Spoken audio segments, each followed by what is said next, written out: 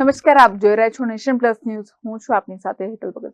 Vadodara cyber ક્રાઇમે technical સોર્સના માધ્યમથી video call કરીને પોલીસ અધિકારી હોવાની ખોટી ઓળખ આપી જુદા જુદા બહાને ડિજિટલ અરેસ્ટ કરી લાખો કરોડો રૂપિયા પડાવતી ગેંગને ઝડપી પાડી છે. આ ગેંગના બે સાગરીતોએ વડોદરા શહેરના એક સિનિયર સિટીઝનને તમારે નામે કુરિયર ચાઇના જઈ રહ્યું છે, જેમાં ડ્રગ્સ, પાસપોર્ટ સહિત ગેરકાયદે સામગ્રી હોવાનું જણાવી પોતે મુંબઈ પોલીસ અને સીબીઆઈ અધિકારી હોવાની ખોટી ઓળખ આપી ધમકીઓ આપી 90.90 લાખ પડાવી લીધા હતા. જે રકમ પોતાના બેંક ખાતામાં મેળવનાર બે શખ્સોની વડોદરા સાયબર ક્રાઇમ દ્વારા અમદાવાદથી ધરપકડ કરવામાં આવી છે. વડોદરા શહેરના કારેલબાગ વિસ્તારમાં રહેતા 62 વર્ષીય નિવૃત્ત બેંક કર્મચારીએ સાયબર ક્રાઇમ સ્ટેશનમાં નોંધાવેલી ફરિયાદમાં જણાવ્યું હતું કે હું મારા પરિવાર સાથે રહું છું અને નિવૃત્ત જીવન ગાળું છું. ગત 8 ઓક્ટોબરના રોજ મને અજાણ્યા નંબર પરથી મારા ફોન પર ફોન આવ્યો હતો. આ કોલ મેં રિસીવ કરતા સામેથી મને જણાવ્યું હતું કે હું DHL કુરિયરમાંથી બોલું છું અને તમારા નામે એક પાર્સલ ચાઇના જાય છે. તેમાં રૂમાલ, લેપટોપ, પાસપોર્ટ તથા ડ્રગ્સ મળ્યું છે. જેથી મેં કહ્યું હતું કે તે પાર્સલ મારું નથી કે મેં મોકલ્યું પણ નથી.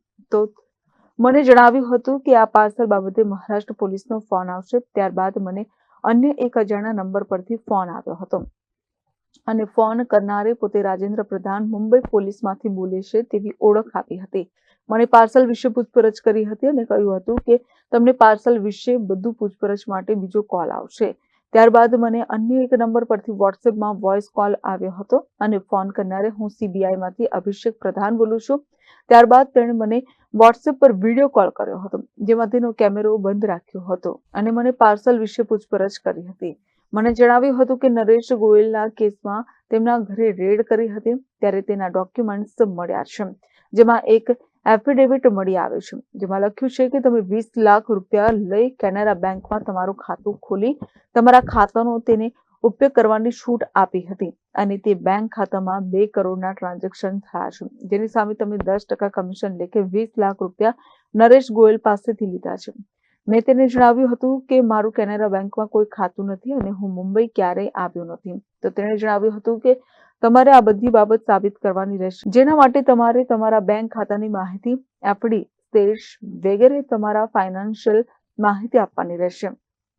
જેથી મેં તમામ માહિતી વોટ્સએપ પર તેમને આપી હતી. ત્યારબાદ તેઓએ મને જણાવ્યું હતું કે આ તપાસ ચાલે ત્યાં સુધી તમારા ખાતામાં પડેલા તમામ રૂપિયા તથા તમારા શેર્સ અને જે કંઈ પણ એફડી છે તે તમામ ફાઇનાન્શિયલ રકમ અમને આપવાની રહેશે અને આ તમામ રકમ અમને નહીં આપો તો તમને ડિજિટલ અરેસ્ટ કરવામાં આવશે અને તમારા ઘરે પોલીસ આવીને તમને અરેસ્ટ કરશે.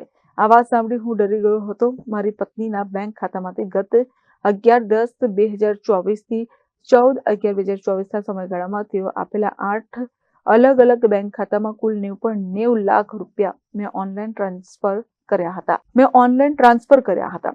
90.90 લાખથી વધુ પડાવ્યા બાદ પણ ઠગ ટોળકીએ તેમની પાસે વધુ નાણાં પડાવવાનો પ્રયાસ કર્યો હતો. 13 નવેમ્બરના રોજ અંકિતા નામની મહિલાએ વોટ્સએપ કોલ કરી જણાવ્યું હતું કે તમારું બધું ક્લિયર થઈ ગયું છે અને તેઓ 2 દિવસ પછી પૈસા પરત કરવા માટે વડોદરા ખાતે આવશે.